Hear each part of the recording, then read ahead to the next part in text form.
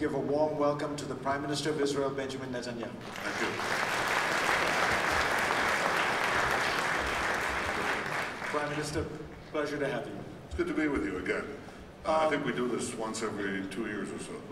We're trying to do it more often, if you'll allow us. Right now, you just met with President Trump. The president said something quite dramatic recently, that he was not going to renew the waiver of sanctions on Iran, which means that at some point, it is quite possible that the United States will unilaterally withdraw from the Iran deal. Then Iran would have the option, presumably, of beginning to enrich uranium again, go down a path, a nuclear path again. Isn't that a bad outcome for Israel? No, I think that the present deal is so deeply flawed that it guarantees that Iran will have what it needs to make nuclear weapons, including enrichment of fissile material on a vast scale. This is what is problematic with the deal. It just gives them a timeline, and it says within X years, 8 years, whatever from now. Wouldn't it be better for you for it to be 15 years from now than next month? No, because what they can do today is at best enrich uranium for one weapon.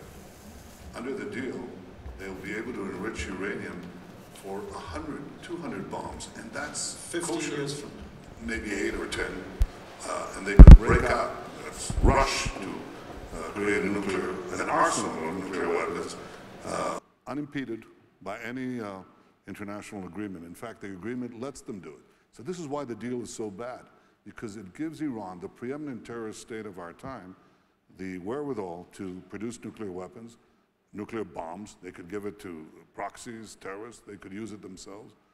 That's where we don't want to get to. So I don't particularly care if they fix the deal or if they cancel the deal, keep it or nix it. The important thing for me is to prevent Iran from getting a nuclear arsenal, because Iran not only spreads terror worldwide, Iran openly says that it's going to use those weapons and use every weapon they have to annihilate Israel. We're not going to let that happen.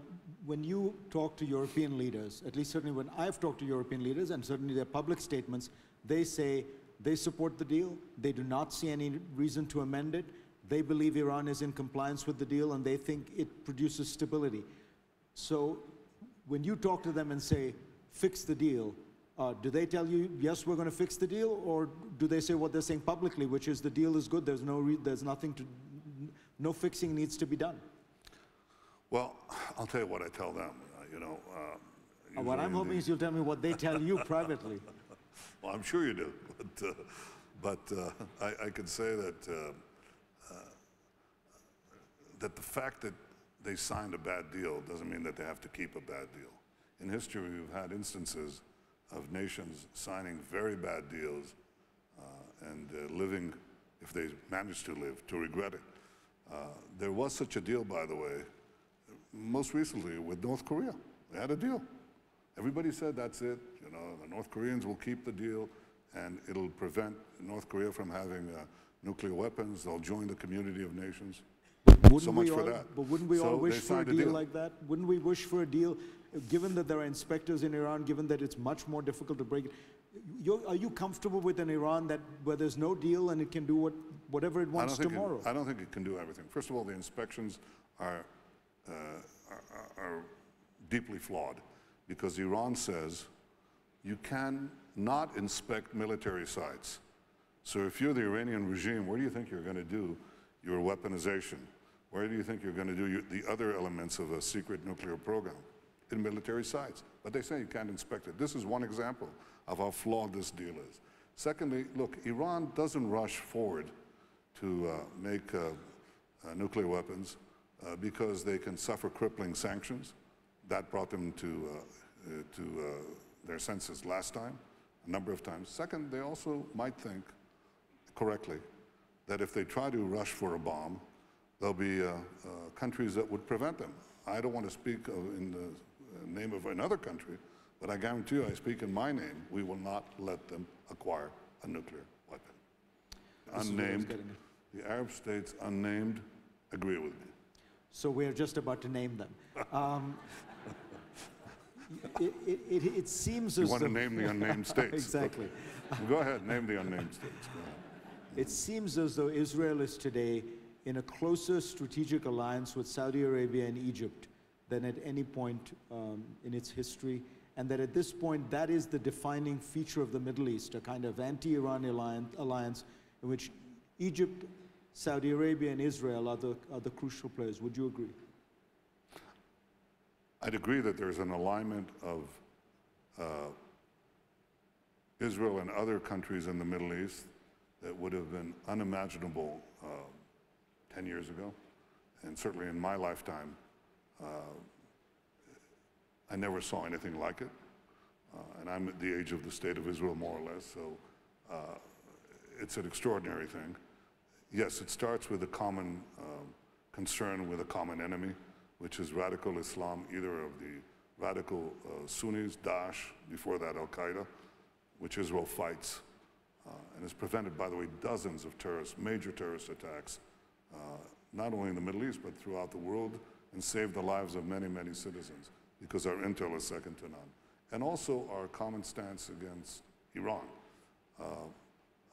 That's one source. What is not recognized is that there's another source of this closeness, and it's their desire to make use of the civilian technology that Israel has in water or in agriculture or in IT and other areas to better the lives of health, to better the lives of their citizens. I view that as a great promise for peace. I think that's changing attitudes, not only on the level of the regimes. We poll the Arab world. We see the beginning of changes, significant change in the attitude towards Israel in the Arab publics. Not all of them, and not yet majorities, but significant minorities. That's hope. That's a future of peace. So it could affect the Palestinians too. So let me ask you about that, and I'll get to it in a second, but first I have to ask the newsy question, which is, President Trump did something I'm sure you have wanted him to do for a long time. President Trump did something that I'm sure you've wanted an American president to do for a long time, which is announce that, that the United States will move its embassy from Tel Aviv to Jerusalem.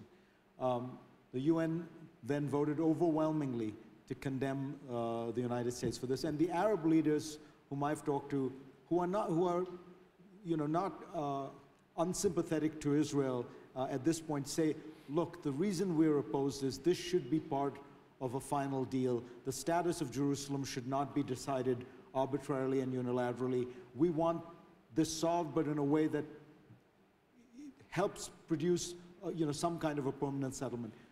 Do you understand that point that people make? I understand that they say it. I think they're wrong. Well, let me tell you why. You visited Jerusalem. Did you visit my office? No, I haven't. Well, you should next time. Where's my office, the Prime Minister's office? In Jerusalem.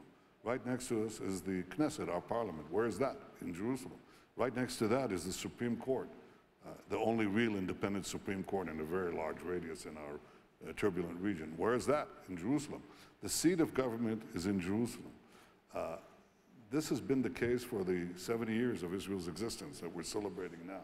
Jerusalem has been the capital of the Jewish people since the time of King David. That's only 3,000 years ago. So President Trump made history by recognizing history, recognizing these indelible facts of the past and the present. And under any peace agreement, you know that the capital of Israel will continue to be Jerusalem, and the seat of our government will continue to be in Jerusalem. So I think, on the contrary, he did a great service for peace, because peace can only be based on truth, on reality. And denying the simple fact that Israel's capital is Jerusalem pushes peace backward by creating an illusion, fantasy. Can't build peace on fantasy. You can have a vision, but it has to be grounded in reality. But you talked about history, but isn't there a history of Arabs living in East Jerusalem, yes, and of Arab claims on East Jerusalem, and therefore their hope is, their aspiration is that they will be able to have some kind of capital in East Jerusalem. Are you ruling that out completely? Well, our position is that Jerusalem should be united, remain united under Israel's sovereignty, with complete freedom for everyone to practice their faith as they choose.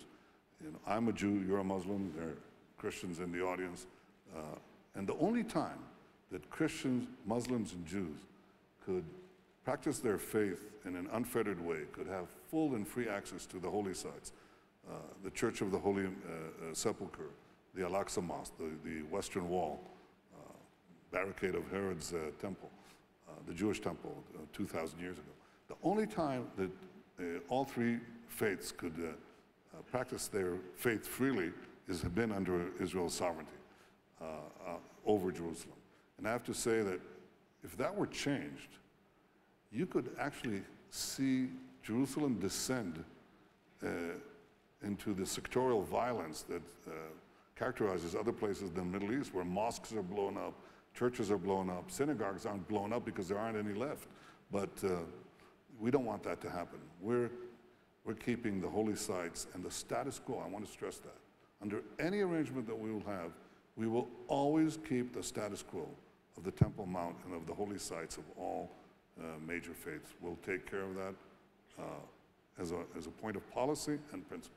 So a number of Palestinians have reacted to the Trump administration's decision by saying it appears that Benjamin Netanyahu is essentially signaling the end of the two-state solution. We should now move to a one-state solution. What we now asked for, since we will never have our own state with our own capital, what we asked for is political rights, since we live under Israeli sovereignty. Saeb Erekat said that, Hanan Ashrawi said that. Is that a possible consequence of this, that the Palestinians will move to asking for a one-state solution? I think it's a complete distortion. I don't think they really mean it. I think they want to govern themselves, which is, I don't have any problem with that. I want the, take away labeling, you know, two states, this state, is it a state plus, state minus, all that. Take that away and I'll tell you what my position is. It's a simple one. I haven't changed it, by the way. From the day I gave the Bar Ilan speech, the principles have always been the same. The Palestinians should have all the powers to govern themselves, but none of the powers to threaten us, which means that in any political arrangement, Israel must retain the overriding security control in the tiny area west of the Jordan, from the Jordan to the Mediterranean, because otherwise you'll have Daesh, ISIS come in, or Hamas come in, which means Iran, and that's the end of peace. That's the end of the Palestinian Authority. It's the end of, could be a perceptible, a powerful threat to the survival of Israel. So I never make mince words about that. Israel will retain the overriding security control. But other than that, the Palestinians will be free to govern themselves. And I don't think there's any problem with that. People say, yeah, but you know, if they don't have control over the military and security things, that's not real sovereignty. You can't have another country, you know, have retained its military forces, you know, a former enemy. How could that happen? Well, how about American forces in Germany, you know, some almost 80 years after the fact, or in Japan and so on. Or for that matter, you know, you host an economic conference. Some of the countries that are invited to speak here, their leaders can tell you that there are other countries who have some influence and some degrees of control over their economies. You don't say that those countries, which will go unnamed, are not free, that they're not sovereign. So we live in a complex world. We have a mosaic of failed states in the Middle East. We don't want to create another failed state. And the key fundament of stability and of success and of peace is security. Israel will maintain that security for our benefit, but also for the benefit of the Palestinians. But you know, there are a number of people who say the problem with no progress on this issue is that over time, you will have a vast number of Palestinians who live under Israeli sovereignty, and that in that circumstance, Israel will not be able to be Jewish and democratic. That either, in other words, either it will lose its democratic character because it will be ruling over a large group of people without giving them rights, or it will lose its Jewish character because the number of Palestinians will overwhelm the number of Israeli Jews. Do you buy that trade-off? I think there's a third option. I don't think that we necessarily, I don't want to annex the Palestinians as citizens of Israel, and I don't want to have them as our subjects. They can live in their own sphere, govern themselves with their own powers, their own parliament, their own flag, their own embassies, what have you, the whole trappings, except the powers that are needed, that we need to retain in order to protect ourselves. And this is not a gimmick, it's not a spin. It's real. This is the kind of arrangement that we have to But strike. what country and has ever done that? Well, you talk about Germany and Japan. Germany and Japan have control over their military. They're not, I mean, you're not, if you were to give the Palestinians the deal the Germans got after World War II, the Palestinians would be happy. I mean, that's No, actually, they say we don't want any residual forces and residual military presence beyond, I don't know, 2 or 3 years.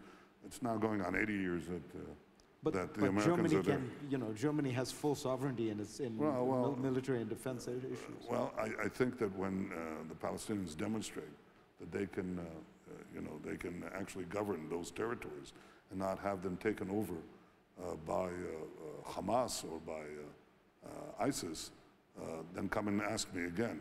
But here's what happened. We left Gaza, okay? We went by the book, what the international community often says. Go to the 67 lines, take away all the settlements, give the keys over to the Palestinians. We did that in Gaza. What happened?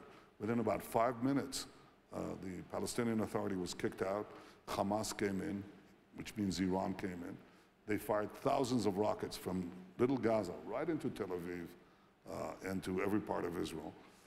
And the last thing we had was peace, because we didn't retain security control. And we don't want to repeat that. By the way, the same thing happened when we left Lebanon. Exactly the same thing. So we don't want to repeat this a third time. And I'm proposing a different model.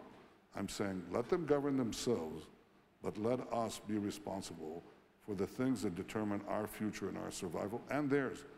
Namely, then the first power is security. That's the most important power. It's a new model. You have to get used to it. And it's the right one. It's a realistic model for an enduring peace.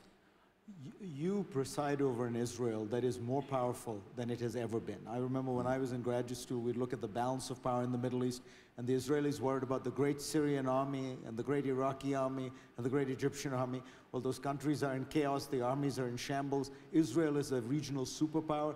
You are an economic superpower, particularly in technology. You are politically more dominant than any figure in Israel in recent memory. Isn't this the time for you to take some kind of bold risk to solve this problem, the Palestinian problem, once and for all? The answer is yes. I've invited Abbas hundreds of times, and I ask him, why don't you come over? Even come to the Knesset. I'll go to Ramallah. Be a nightmare again for my security services. I often say that, but we'll manage. I'm so ready to do it right now. And you can invite him over and ask him, why don't you come to Jerusalem? Why don't you invite Netanyahu to Ramallah?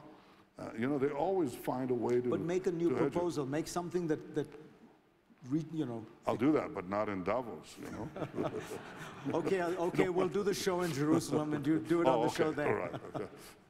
No, it's not the location of the interview that counts, as you know. But if you want to have peace, you have to negotiate peace. You can't negotiate peace if they refuse to negotiate. And it's a fact that comes out that Abbas simply doesn't want to negotiate. He runs away. Every time somebody comes up or comes close to a plan, the Palestinians run away. They did that at Camp David with Clinton, President Clinton in 2000. They did it again, with Olmert. They did it again when Obama wanted to present some guidelines, and they walked away. And they always got away with walking away. They got away with it because they're basically pampered by the international community. And here, I think President Trump offers a refreshing point of view. He said, we're not going to let you just walk away. We're going to continue to pamper you or give you money or whatever. We want to see you enter the room and negotiate peace. That is not only the American position, that is my position too. And all they have to do is test it. Is Jared Kushner going to make peace in the Middle East? If the Palestinians... President Trump says that he has a chance of doing it. Look, it's a very able team that the president has. They have many abilities. The thing that people don't realize is that these people have made their mark in the markets in real estate. Now, this is not only a real estate deal. It's fundamentally not a real estate deal, but a a problem of recognizing Israel's existence, the problem of not recognizing a Jewish state in any boundary. But it also has its real estate elements, and they're, I have to say, very creative. You know, and I wait to see what they'll put down. But I don't rule it out, because I think we need peace. I think the Palestinians need peace. I think we want to end this conflict. I know what it could do to the neighborhood. I mean, it's already happening with the Arab states before we have peace with the Palestinians. But I know what it could do to the Palestinians, what it could do for us. But they have to get on with it. They have to, you know, stop kvetching, you know. Let's get on with it. Sit down, enter the room, start negotiating. And let's see what Jared Kushner and President Trump come up with. How can we rule it out before we've seen it? But they argue that President Trump's, of the Palestinians, that President Trump's moves that you laud as creative have made it so plain that the United States is now no longer viewed by the Palestinians as an honest broker. Doesn't that make it harder to arrive at some peace? Doesn't Israel benefit from the United States being seen by both parties as an honest broker? Look, I think there's no substitute for the United States as the honest broker, as a facilitator. There's no other international body that would do it. It's a fantasy to think that you could get somebody else. With all due respect to other parties, it's just not going to happen. So if you want to enjoy the services of the great power that can also summon economic resources and political support, I think it's for a potential peace deal, there's no one else other than the United States. And I say this, I never said it differently. You know, I've had my ups and downs with American administrations. I never said, well, I'm not going to talk to this or that administration because, you know, they're more favorable to the Palestinians than for Israel. You never heard me say that. And I seriously engaged the administrations that, you know, that were in all the years that I'm getting there. You know, this is like my 11th year, 12th year as Prime Minister. So I went through a couple of, actually 3 administrations, okay? And I never said, well, this one I'll take and this one I won't take. And I don't think they should say it either. You want peace? Get your act together. See what the United States offers and get in the room and negotiate. Mr. Prime Minister, you will understand I wouldn't be doing my job if I didn't ask this question. It's about your own political future. You face in Israel serious investigations. You have your chief of staff who has agreed to testify or to work with authorities against, you know, at least in cooperation on an inquiry. How should the world see this? Should the world look at this and say, this is Israeli democracy at work where no one is above the law, above scrutiny, above investigation? Or do you regard this as a political witch hunt? Well, no one is above the law in Israel, and that's the case in this case too, but I'm also confident that nothing will come of it because there's nothing to come out. So I think that it's just a question of time. And next year, yeah, invite me next year. We'll do it once a year. And you'll see if I'm proven right. You'll see that I am. Finally, you just came back from a trip to India. Yeah.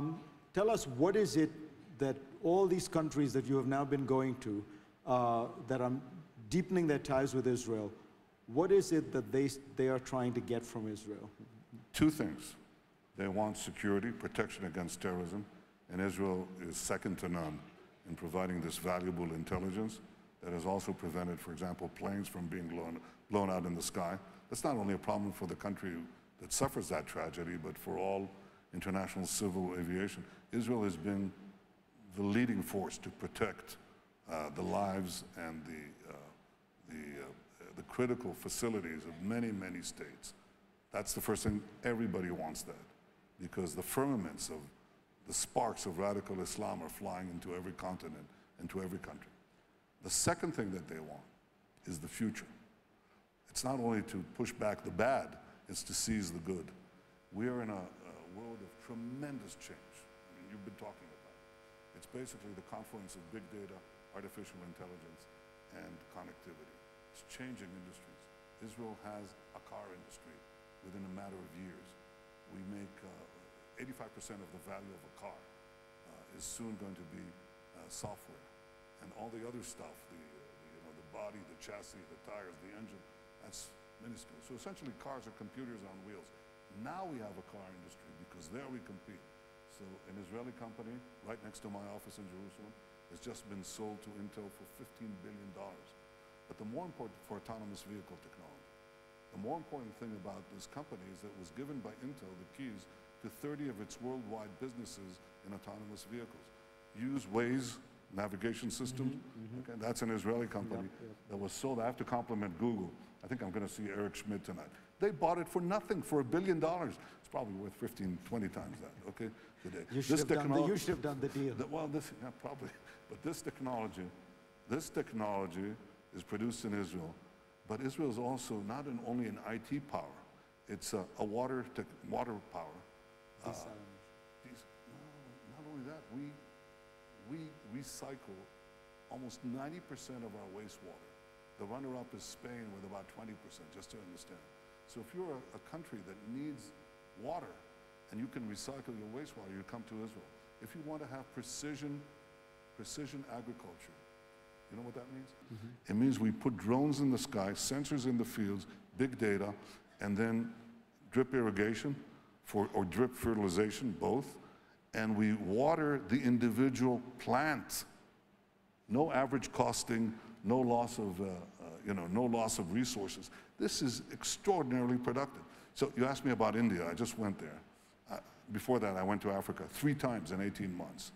Because when you go to Africa and you talk to an African mother who has to go 4 hours in a day, every day, to get water for her children, and then 4 hours back carrying this water, okay? And now an Israeli company comes there, and a young entrepreneur, a young woman, says, here's water to you, madam. It's made out of thin air, thin air. This is the technology of producing water from air. Change her life, okay? I go to India, and we went to Gujarat, and there is an Israeli Center of Excellence in agriculture there. An Israeli technologists are teaching Indian farmers techniques and the use of new crops, okay? And one Indian farmer says, well, I increased my income 4 times, and the other one 5 times. And same thing I hear from 4, 5, 6 farmers. And you understand what this can do for India, a country that over about 60% of the population is farmer. So this is a revolution. Israel, we're working to build up the life of the Jewish state and afford us a future of prosperity and progress and peace. But one of our great principles in our tradition is that Israel should be a light unto the nations.